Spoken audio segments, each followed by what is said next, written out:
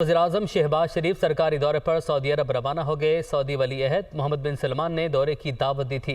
वज़ीर-ए-आज़म शहबाज शरीफ सऊदी वली अहद से मुलाकात करेंगे।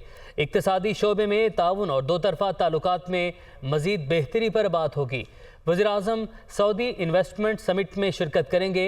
वज़ीर ख़जाना इसहाक डार भी वज़ीर-ए-आज़म शहबाज शरीफ के हमराह हैं। वज़ीर-ए-आज़म शहबाज शरीफ सरकारी दौरे पर सऊदी अरब रवाना हो चुके हैं और सऊदी वली अहद मोहम्मद बिन सलमान ने इस दौरे की दावत दी थी, जिस पर वज़ीर-ए-आज़म पाकिस्तान मियाँ मोहम्मद शहबाज शरीफ अपनी टीम के हमरा सऊदी अरब रवाना हो चुके हैं और वज़ीर ख़जाना इसहाक डार भी वज़ीर-ए-आज़म मियाँ मोहम्मद शहबाज शरीफ के हमराह हैं और वज़ीर-ए-आज़म सऊदी इन्वेस्टमेंट समिट में भी शिरकत करेंगे। इक़्तिसादी शोबे में ताउन और दो तरफ़ा ताल्लुकात में मज़ीद बेहतरी पर भी बातचीत होगी। वज़ीर-ए-आज़म शहबाज शरीफ सऊदी वली अहद से भी मुलाकात करेंगे और सऊदी वली अहद मोहम्मद बिन सलमान इस दौरे की दावत दी थी।